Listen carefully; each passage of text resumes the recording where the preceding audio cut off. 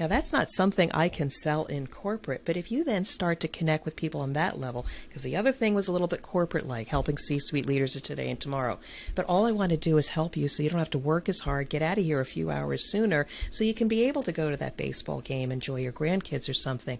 That really is the messaging that you need to bring it down to in order to be able to move things forward. Is that in your messaging anywhere? What you just said, that almost as exact phrase. So all ding, I want to ding, really ding, do. ding, ding, ding, ding, ding, ding. It is probably comes out of my mouth all the time. It is probably not anywhere in my copy, on my bio, on my website, or anything like that. It just comes out of my mouth. You hit on something there. Well, you said you wanted to noodle around a little bit with your brand and your offer. Martians landed. Yes. Wearing Prada suits. Yes. Drinking Henry Seltzer. Yes. Chewing juicy fruit. Yes, and? Your branding here. Yes, brand. Your message here.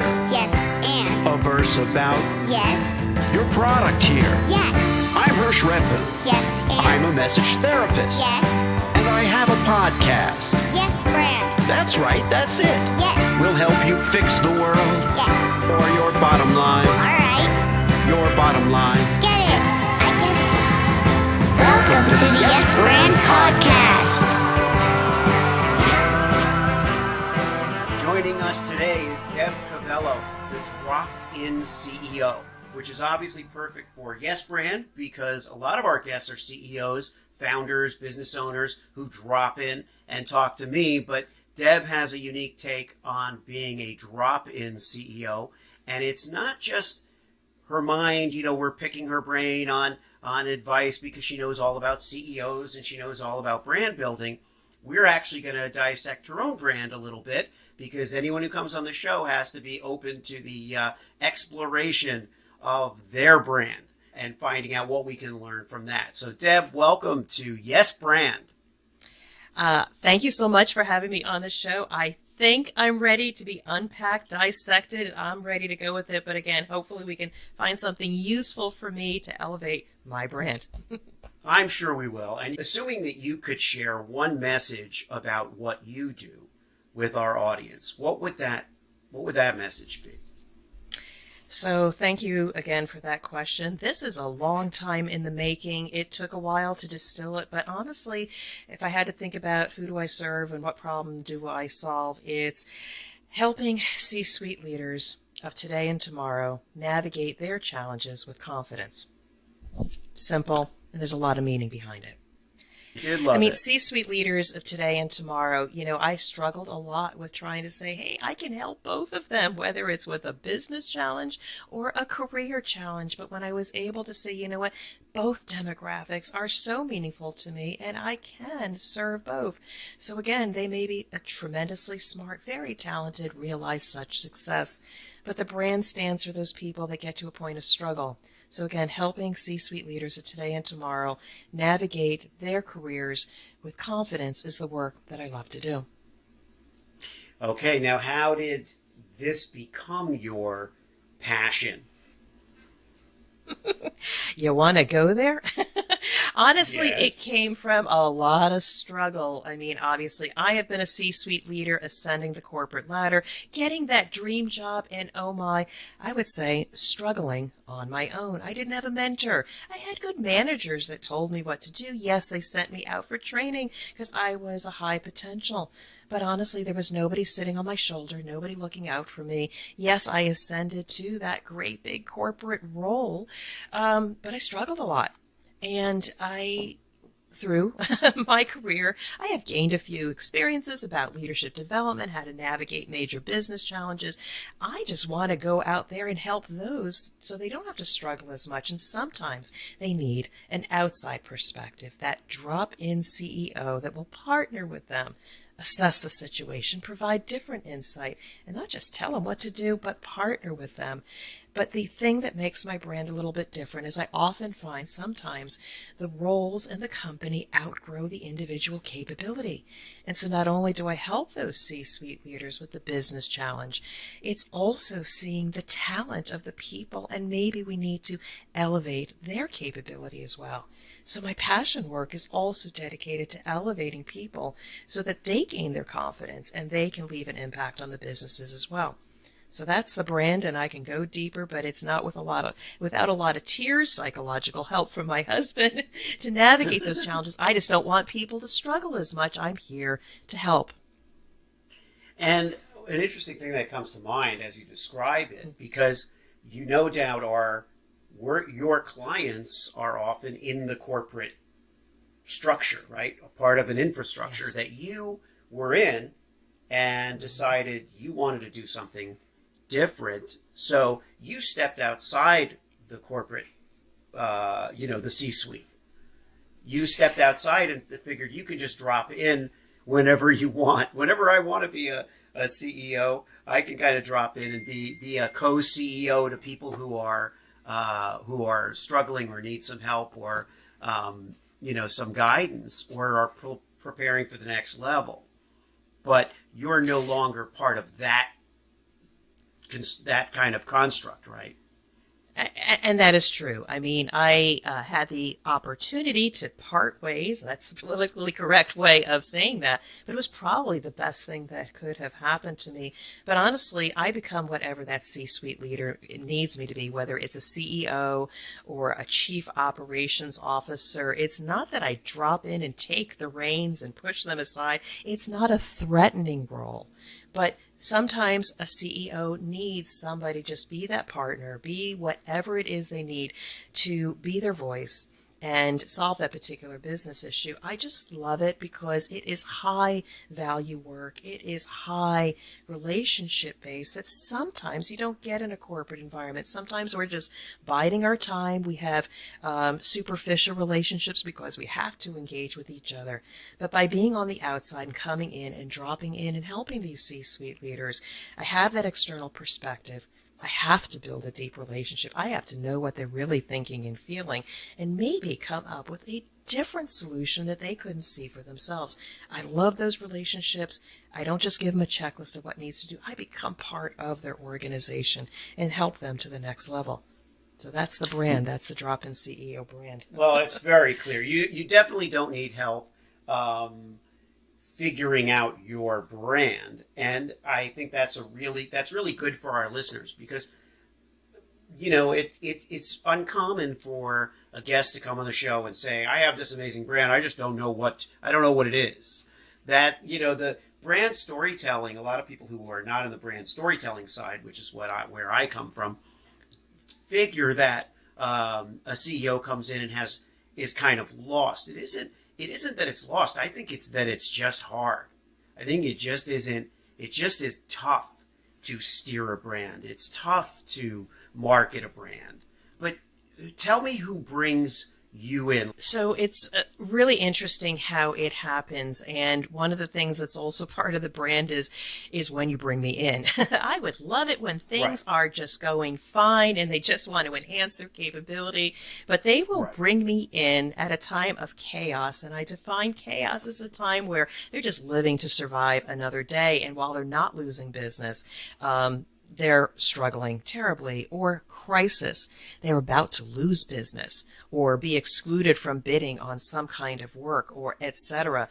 Unfortunately, sometimes C-suite leaders wait too long, but it is usually by referral. Sometimes a chief sales or revenue officer might say, we're getting this sales funnel filled here. We're going to have more work than we can imagine, but gosh darn it, that operations can't deliver. They can't keep up. They have the same old methods. They're starting to struggle. Service is failing. That's an early indication of chaos, but I have also been brought in, again, by referral, just because I have that experience. I have always, in the last 10 years of my career, been dropped into a situation, a merger and an acquisition, a crumbling organization through those referrals. I have a unique ability just to go in and be calm, and if you listen to my voice, it is calming. despite all the chaos, I can at least listen to people, assemble what they're saying, and come forward with some rational thing. I think this is the problem and what we need to do next. It's because I connect so well with all the noise, the situation, the problems, and piece it together to say this is the direction I think we need to go in, and be able to move people forward. So it is usually referrals, people that know my work that usually bring me in. So I love connecting with people. Well, your voice is. What I was thinking is I would like to engage you to possibly record some meditation recitals. I don't know if you meditate, but I use the Headspace app. And sometimes when I'm trying to go to sleep, I'll play these various sleep casts, they call them. They call them sleep casts. And one of my favorites is done by John Legend. But there are a bunch of sleep casts. But sometimes I don't like the voice. And I'm like, well, that's not going to work. I'll start to play it because it's a setting that's wonderful, that feels right for me. And I'll listen to the voice. It's just not the right voice. If I could switch Deb Coviello to be the voice of any sleep cast I choose, that would be a wonderful sideline for you, I think, and also a great soothing and calming and meditating aid for many others. So this is the beauty of you and I coming together. We just happen to have an audience listening to all this. Yes, I have had some time to identify what the brand is, and you still haven't asked me, how did I come up with the drop-in CEO? That was an interesting story. But the thing about how then to best leverage and monetize it, because that has been the challenge for me. And just so you know, you're the second person that said you might want to think about a CEO guided meditation. So you never know. We may talk about that one. Yeah. You know what? And this is what we do on the show. We have this kind of fun because, none of it, I hate more than anything staring at a blank sheet of paper. That's not, I used to think, I can make up stories from anything, and I can. I can sit down and make up a story that's entertaining. But does it really help people? Mm-hmm. Like you were just talking about, does it really serve anyone? And so as I evolved this Yes brand concept, it was like, well, this is what I want. I want to have an exchange with people so they can actually say something, which is where it comes from, the yes and improv thing. They can put their offer, so to speak, out. I can accept it and build on it.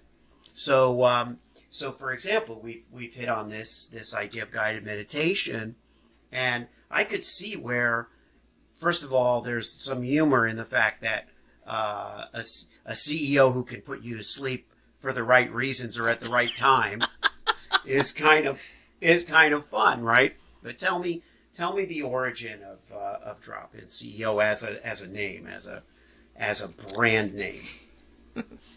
Well, before we go there, the mere thought of my voice trying to influence but also put somebody to sleep is kind of contradictory at the same time, but I'll go with it if it monetizes as well. Well, there's a waking drop-in and there's a sleeping drop-in. There's a time and a place for everything. And we'll put something when they're like totally under and say, okay, and call back to the origin of the Drop-In CEO moniker. Go ahead. Yeah, I mean, my message about the Drop-In CEO, we as leaders have to actually just listen to the things we say sometimes without even realizing we're saying it or what others are saying about us. And so I got the bug about podcasting, meaning being a guest early in starting my own business. And during this interview, they said, tell us what you do. And I said, well, I'm kind of like the Drop-In CEO. I have this ability to go into organizations or situations, assess the landscape, identify what the business issue is, partner with the C-suite leader, and also elevate the people for a lasting impact. So that's a little bit of the details behind helping C-suite leaders of today and tomorrow. And after I said Drop-In CEO and we were done recording, he says, where did that come from? I said, what? He said, the Drop-In CEO. I said, I just kind of came out of my mouth.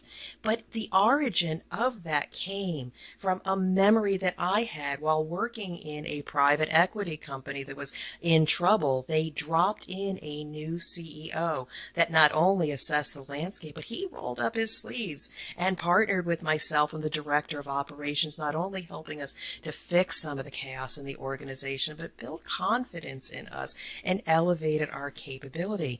And when his work was done, the private equity company pulled him out and stuck in another CEO that would help us to go IPO. But I distinctly remember how he made me feel, and it resonated such that that's how I act and behave to not only fix issues, but also elevate the people in the process. And it was 5 months before I actually embraced that. He had said it was brilliant. I said, oh no, I'm not the drop-in CEO. I've never been a CEO of a company. I call myself a founder of my Illumination Partners entity. But then I said, wait a second, I've got to own that because that's how I operate. That's what I said. He said it was brilliant. I tried it on other people and they said, oh my God, that is so unique and so appropriate to who you are and differentiates me from being a consultant, which is a bad word sometimes, but it's that, and it makes me different than all the rest. Rather than chasing everybody else, I'm off in my own corner, raising my flag, saying I'm the drop-in CEO and I'm here to support you. I owned it and started a podcast, the Drop-In CEO podcast. And then every artifact after that goes back to that particular brand message. Well, the thing with this is that it's very specific to your personality. I just know from my experience observing these things and having colleagues in CEO positions that when a consultant comes in, there's a certain skepticism that they're going to understand this particular infrastructure. They're going to be like, well, what do they know about X, or what do they know about, and even if they do, what do they know about our particular quirks and our inter-office, issues and our chain of command things. So how do you put people at ease when you drop in? Is there a process that you go through? Yeah, it's deer in the headlight when I first go in, because I don't know the people, their culture, their past, and the unique technology.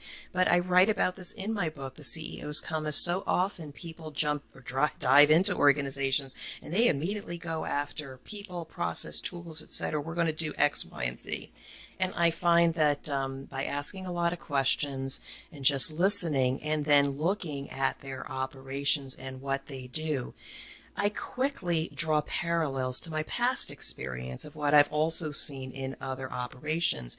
And through a dialogue of say, well, this is what I called it at my old experience, and you call it this, help me to understand. I'm constantly iterating with them and starting to assimilate their language by listening, asking questions, and almost instantaneously sounding like I've worked with them for a while. It's like a chameleon effect. Again, it's not a trick, but it's me trying to, the responsibility is on me to learn them, their culture, their process, their language, and then be trusted.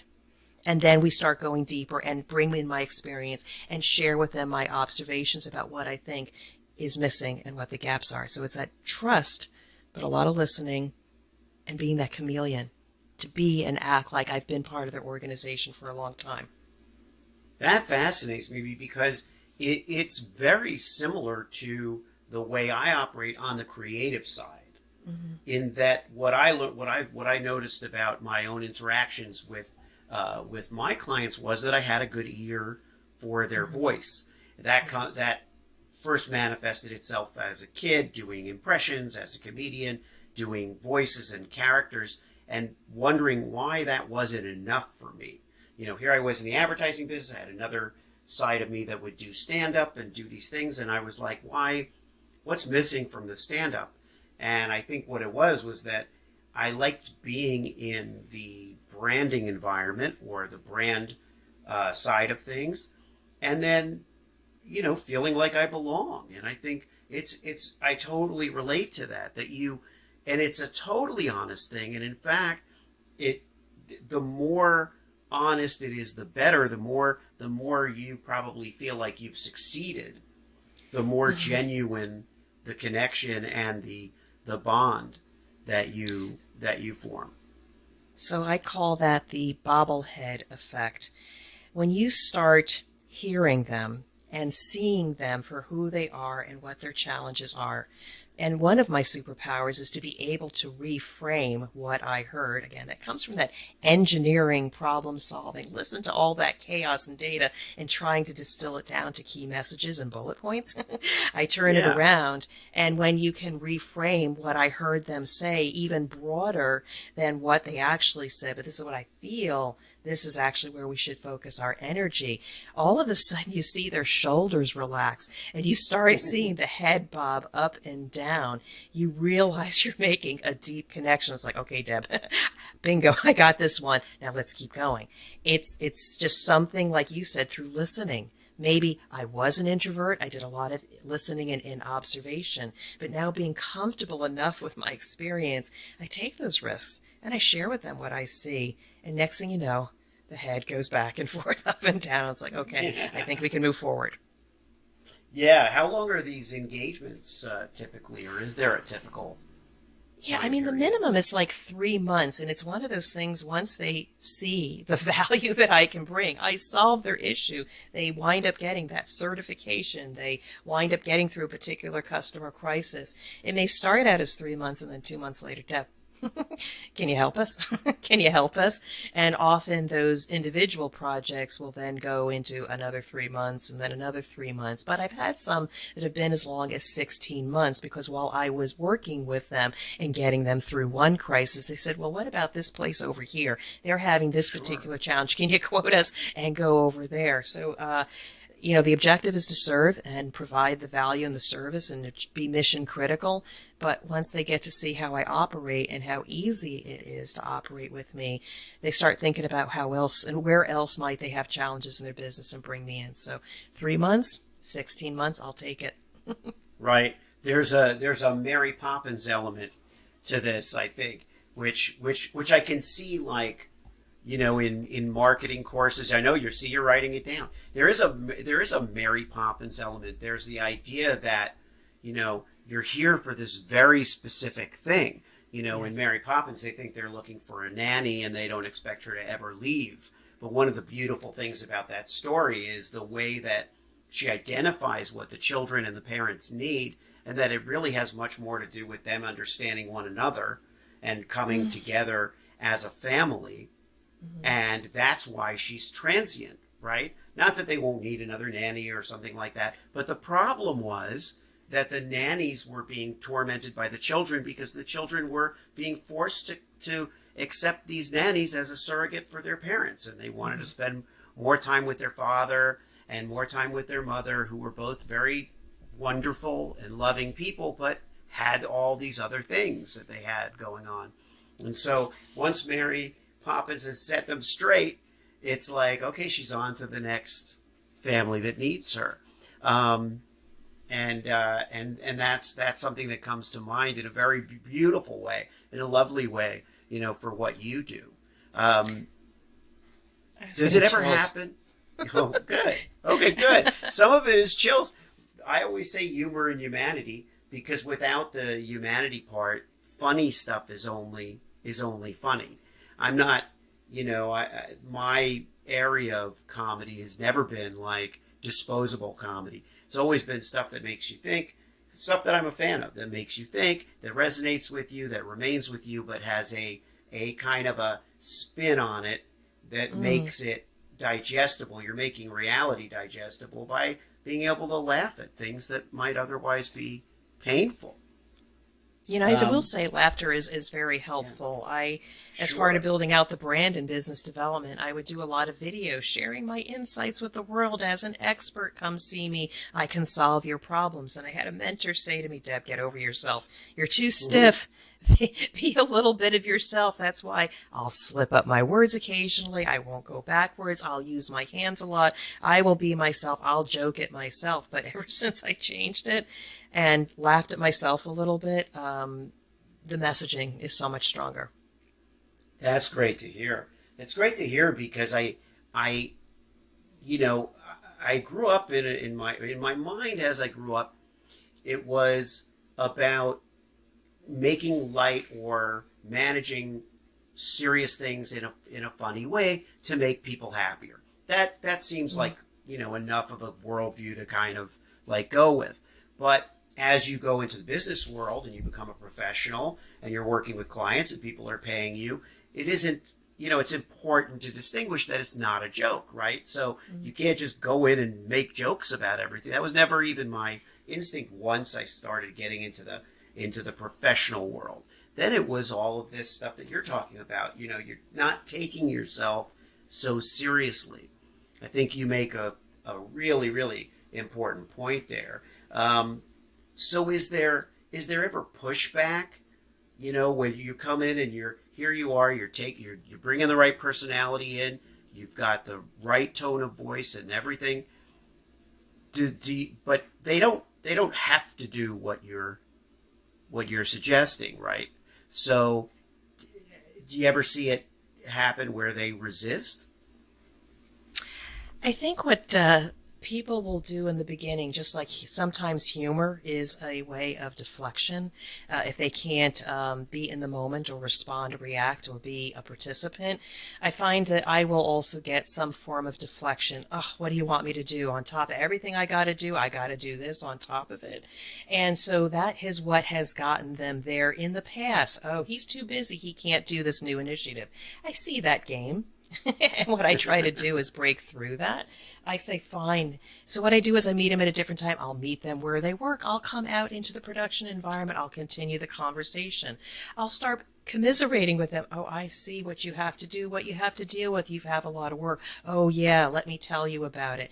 I start forgetting about what I wanted to get from them and start seeking to understand the environment that they're in. And rather than making my suggestions something on top of what they have to do, because that's how they've gotten away with it for so long, I talk about how it might be able to help them, or ask them, how do you think this thing might help you? Would it give you some more time, less, more hours to be with your family? I just find a way to get through to them and just start conversation and get them away from this is more work, but something that can actually give them more time back. So it is a process. It's trying to identify the gap. It's trying to connect with them about, hey, do they play sports? Do they watch their grandkids? You just start schmoozing it up a little bit. You got to break through and make those human connections. And then you can give them a little ask and a little ask.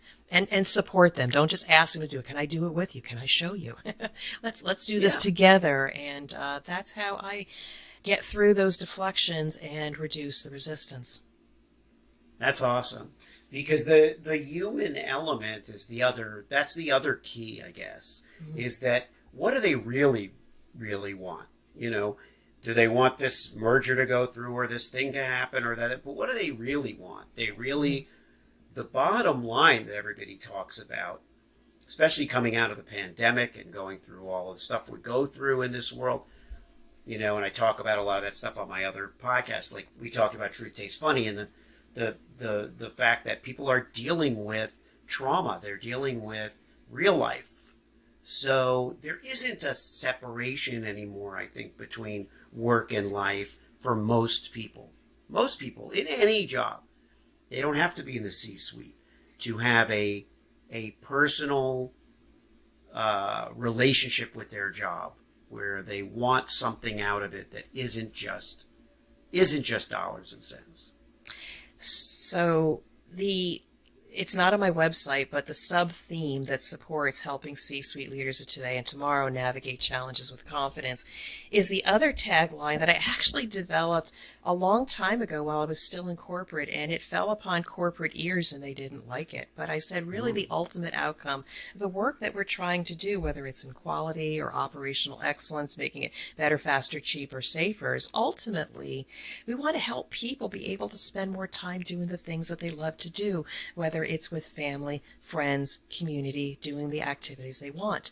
Now, that's not something I can sell in corporate, but if you then start to connect with people on that level, because the other thing was a little bit corporate-like, helping C-suite leaders of today and tomorrow, but all I want to do is help you so you don't have to work as hard, get out of here a few hours sooner, so you can be able to go to that baseball game, enjoy your grandkids or something. That really is the messaging that you need to bring it down to in order to be able to move things forward. Is that in your messaging anywhere? what you just said, that almost those exact phrase. So, All I want to really ding, do. ding, ding, ding, ding, ding, ding. It is probably comes out of my mouth all the time. It is probably not anywhere in my copy, on my bio, on my website, or anything like that. It just comes out of my mouth. You hit on something there.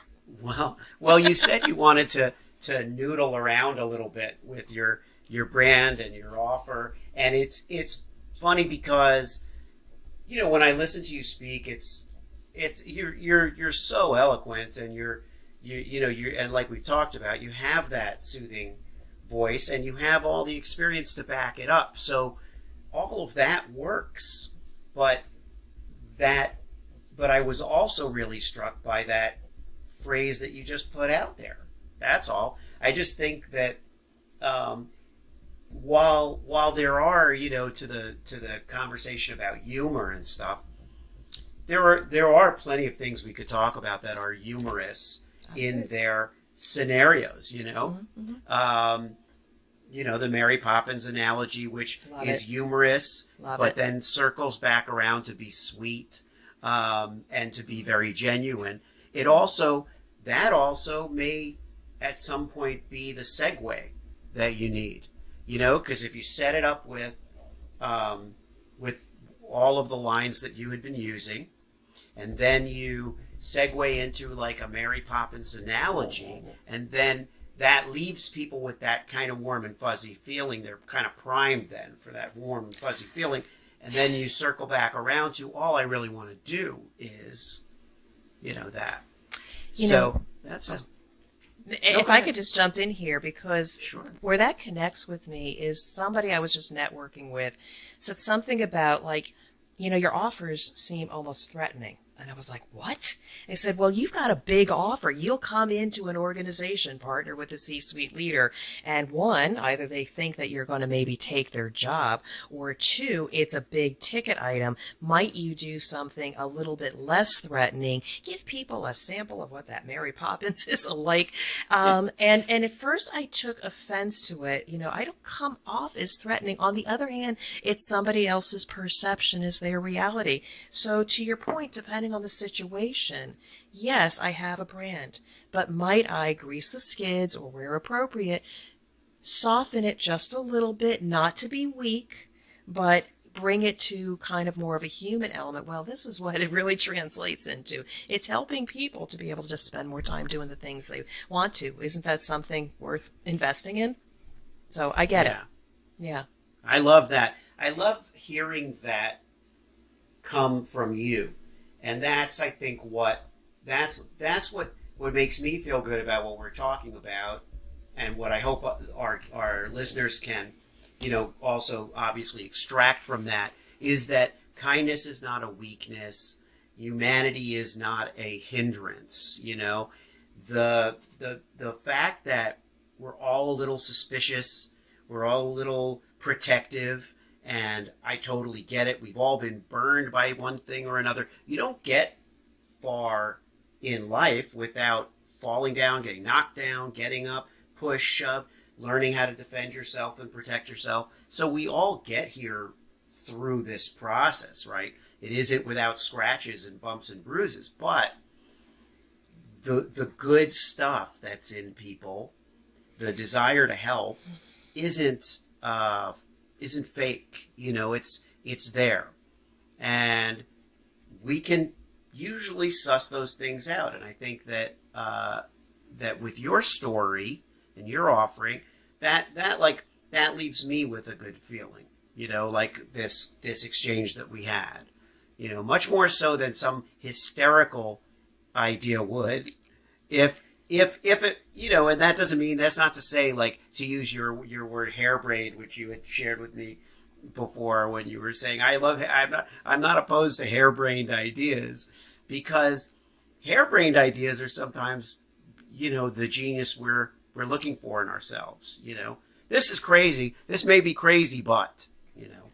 Well, I'm certainly open to it. Again, it sounds like, and I have to sound confident when I engage with clients, when people listen to this, but honestly, I am struggling. I know I have a good brand. I know what my value is, but I am looking for any opportunity or any way to say, Deb, did you ever think of this? And then I'll say, oh, yes, I have been, but I'm not sure how. Well, let's talk about it. Or, Deb, do you realize you could make an impact over here? Shoot, I never thought about that. Yeah. Bust this thing open here. I would love to know. Yeah. Yeah, we never look, there's a wonderful magical thing called perspective, Okay. which is that the magic of it is that no matter how good we are at our job, we can't really cut our own hair, you know? We can't really, we could be the best stylist in the world, and if we try to cut our own hair, I just don't see how it's going to be as good as the haircut we give someone else. And I think that, we have to open ourselves up to whatever you want to call it, new ideas, constructive criticism, the whole gamut. The whole gamut of coaching, mentoring, consulting. The beauty of that profession is that people need it often more than they realize, but also sometimes we totally know full well we can't crack this alone. We can't do this alone, and we shouldn't. And there are people who can help us in every stage. There are physical fitness trainers, there are mental health professionals, there are and my attitude over the last few years of what we've been going through, what I've come out with is we should avail ourselves of the best of everything available to us. That's what I think, is that there are those things for us no matter who we are. And part of it for you also, Deb, is that you want to find the clients that are going to benefit most from working with you. One of the things that I don't like hearing is I'm not for everyone. I don't think any of us are for everyone. If you're for everyone, you're for no one. Like if we're all so homogeneous that anybody is for all of us, I think that's silly. But you are for someone, and you want that someone to see that when they are exposed to you. And it doesn't necessarily have anything to do with the technical area for which you have your 20, 30 years of experience. It's about mind melding, understanding them, building that trust to say, I think you understand me. That's the first thing that we need to do. And then we'll just figure out the technical stuff later. Right. Yeah. And on the level that you're speaking to, they really, the reason why I like working with founders, CEOs, C-suite executives is because they have really gotten to the point where they don't have a lot of taste for, BS and wasting time and plate spinning. They want the real talk most of the time. You have way more experience than I do on that front, but I think they want the real talk because any sugarcoating is going to cost them time and money. No, I know, and that is one of the I get that. I so get that, because while I am a talker and I can embellish and enrich and paint a story, etc., I will tell you, when talking with the C-suite and also from my lean methodology, tell them what you want in the first sentence and then enrich it with, why do I need this? Get to the point, get the business done, and then we can talk afterwards and get to know more about family. So it may seem shallow, but we did need to be very concise with when we talk to the C-suite leaders. But I so get that. No, it's not shallow at all. Yeah. It's the brevity isn't shallow. Brevity is powerful. Think about it this way: if you have a means of crossing a chasm with one plank, right? There's a way that you can just lay a plank over this chasm and people will be able to walk fearlessly across it. that's way more valuable than someone who comes to you with a bunch of plans and says, look, I have, all of these schematics for this incredible device that will allow us to cross over from this one thing to this other thing. And it will take 16 months and $100 billion, but we're going to build this thing. That's not as exciting as someone saying, oh, I can get you from here to there. I can get you from here to there. And then the founder or the CEO says, okay, how? And you go, it's really simple. But the trick is, like you, like me, we have to have that special sauce about us that makes us the high level and the high challenge acrobat, so to speak. But that's okay. We're doing that stuff. That's what we like to do, those kinds of feats, But for them, it's not hard. And Hersh, we need more people like you because I do meet a lot of C-suite leaders. I'll interview them on my podcast. I'll be doing some business development. And I keep saying, but what makes you special? What's unique about your brand? What's unique about your service? And they'll start going into all the technical stuff or their years of experience. Yeah. I don't think people really ever take the time to just say, what am I really good at? What makes me different? What have people said about my brand that they're not saying about the competition? C-suite leaders just need to take a pause. You are the brand. It's not your marketing department putting all this stuff about their new products and services and how we're going to help the industry. You need to have your own personal brand or one that aligns because that's what's going to make you memorable. I network with so many people, and if I can't pick up on that nugget of what makes them so special, and I'll just do the ooh factor, I'll start, ooh, right. That's beautiful. Do you realize you just said that? If a leader can't do that, then what's going to make them special, memorable, and make people want to buy from you? There's all kinds of people selling the same stuff that you are. So I call that my ooh factor, and you, I know, do that. You've actually even helped me a little bit here as well. Oh, cool. Yeah. Thank you, Deb. Yeah, likewise. The joy for me is that we are all individuals, and there are no cookie cutter people. And even people who feel like they might be, or they might find themselves in that, I wonder if sometimes you come across someone in that suite who confides to you and says, you know what, to tell you the truth, I just have to get out of here. I don't think this is right for me. Or maybe you even see it and they don't see it.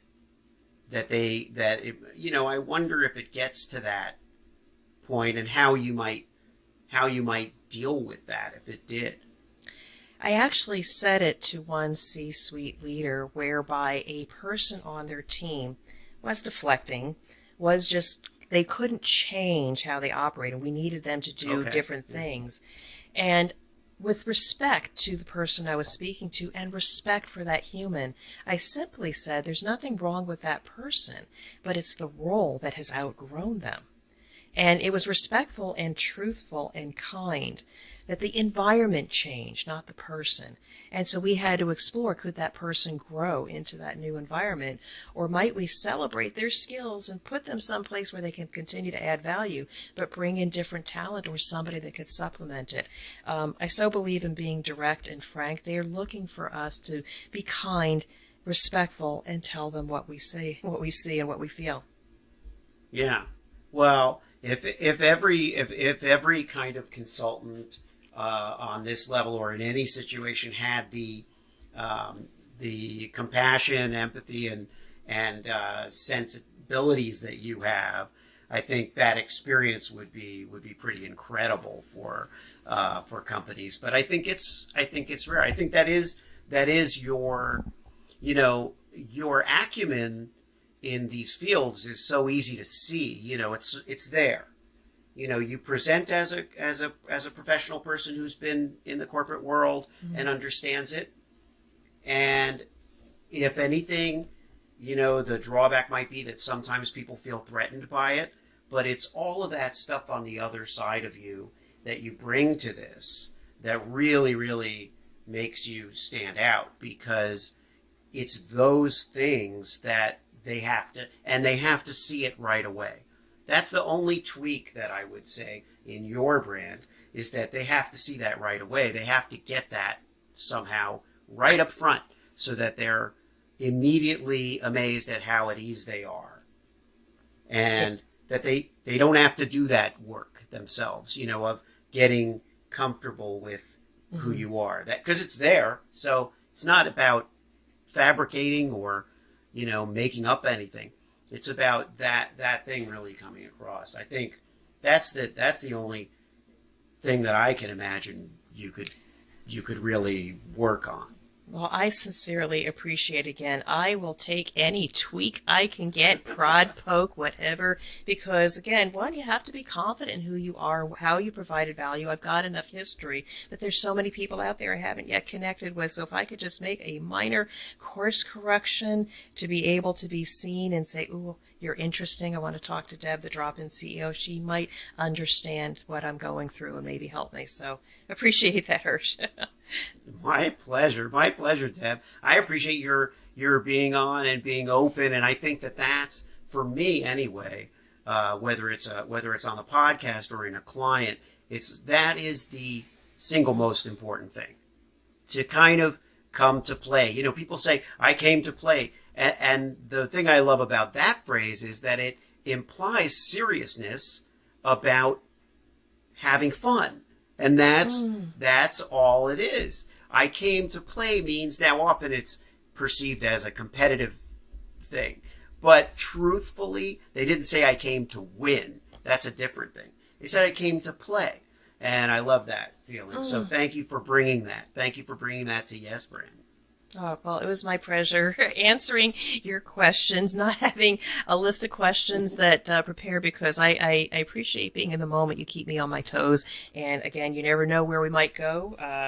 CEO guided meditations, Mary Poppins effect. I'll play with that. Alright. If you liked the show, Yes, and? it worked for you, Yes, then? subscribe and leave a Yes, friend. 5-star review. Yes, friend. Tell all your friends. Yes, friend. Get your branding here. Yes, friend. Get your branding here. Yes, friend. Did I make it clear? Yes, friend. Get your branding on Yes. before they're gone. Yeah.